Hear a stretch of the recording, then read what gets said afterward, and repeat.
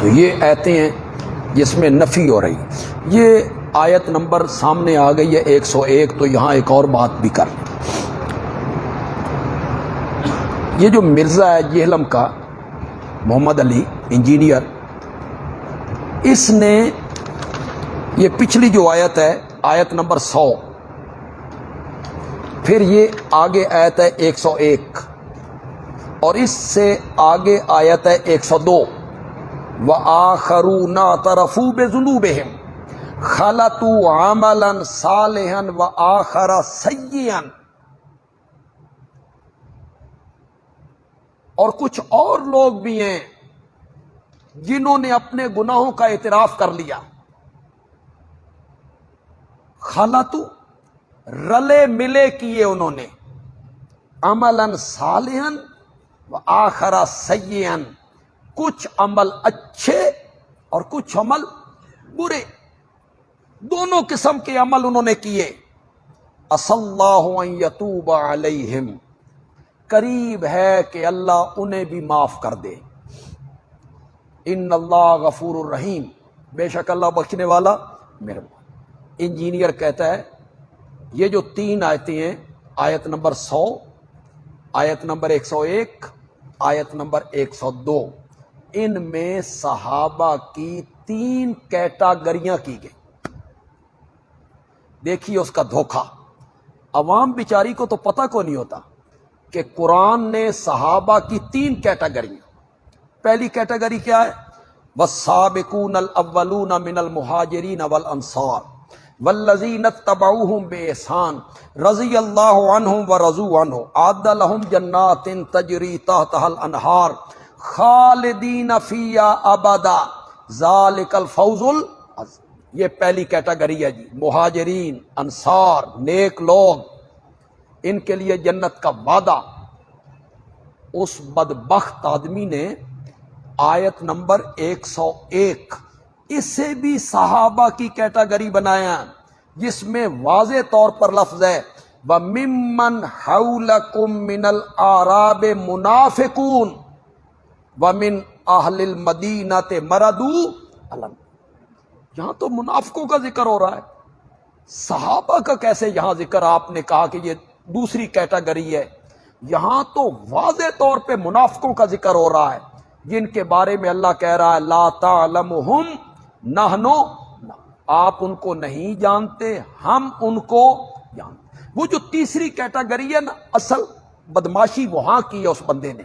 کہتا ہے یہ جو تیسری کیٹاگری ہے نا، کہ کچھ اور ہیں جنہوں نے اپنے گناہوں کا اعتراف کر لیا، خلطوا عملا صالحا، ملے جلے عمل کیے انہوں نے، کچھ اچھے کچھ برے.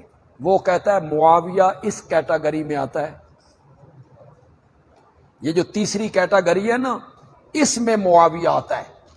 یہ اس نے میری ایک تقریر کے جواب میں ساری اس نے تقریر کی، جہاں میں نے بار بار ملک کی مختلف جگہوں پر اس بات کو دہرایا کہ صحابہ تاریخی شخصیات نہیں ہیں، صحابہ کتابی شخصیات نہیں ہیں، صحابہ تو قرآنی شخصیات ہیں.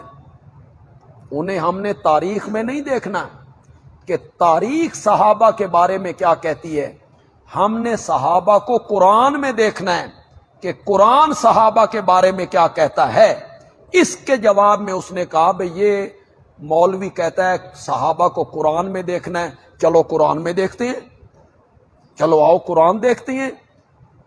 سورۃ توبہ کی آیت نمبر 100 دیکھو، 101 دیکھو، 102 دیکھو.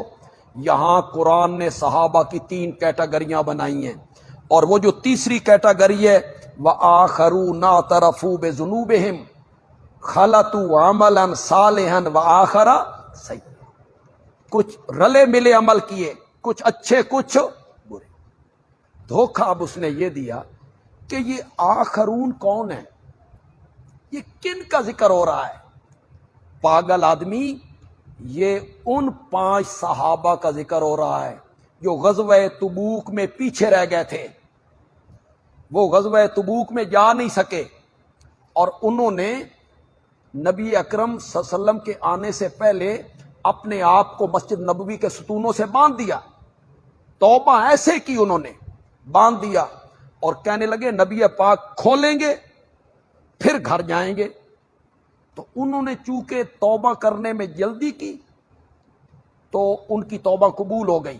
خلطوا عملا صالحا وآخر سیئا سے کیا مراد ہے؟ عملا صالحا بدر میں شرکت، عملا صالحا احد میں شرکت، عملا صالحا خندق میں شرکت، عملا صالحا دین کے لیے مال خرچ کرنا، وآخر سیئا اور کچھ عمل برے غزوہ تبوک میں شامل نہ ہوں۔ یہ آیت کا مفہوم تھا۔ اب جو پبلک ہوتی ہے بیچاری، ان کو تو چونکہ قرآن کا پتہ نہیں نہ ہوتا کہ اس آیت کا معنی کیا ہے، شان نزول کیا ہے، وہ سمجھتی اچھا جی قرآن نے صحابہ کی 3 کیٹیگریاں بنائی ہیں اور قرآن نے کہا ہے کہ انہوں نے کچھ عمل اچھے کیے کچھ عمل برے کیے، تو برے عمل کس کو کہا گیا؟ غزوہ تبوک سے پیچھے رہ جانا، بغیر عذر کے پیچھے رہ جانا، اس کو عملا سیئا کہہ دیا ہے۔ تو یہ صحابہ کی 3 کیٹیگریاں نہیں ہیں، صحابہ کی ایک ہی کیٹیگری ہے، کلن وعد اللہ الحسنى۔ جی صحابہ کی ایک ہی کیٹیگری ہے، کلن وعد اللہ الحسنى، جنت کا وعدہ میں نے سب صحابہ سے کر لیا۔ اچھا پھر اگر یہ جو آخر میں جن کا ذکر کیا خلطوا عملا صالحا وآخر سیئا، تو شرم کر، ان کے متعلق بھی اللہ کہہ رہا ہے عسى اللہ ان یتوب علیہم۔ ان کے بارے میں تو اللہ کہہ رہا ہے کہ قریب ہے کہ اللہ ان کو کیا کر دے گا؟ معاف کر دے گا۔ اللہ معاف کر رہا ہے، تو بھی معاف کرنا۔ تو آج بھی ان کو معاف کرنے کے لیے تیار نہیں۔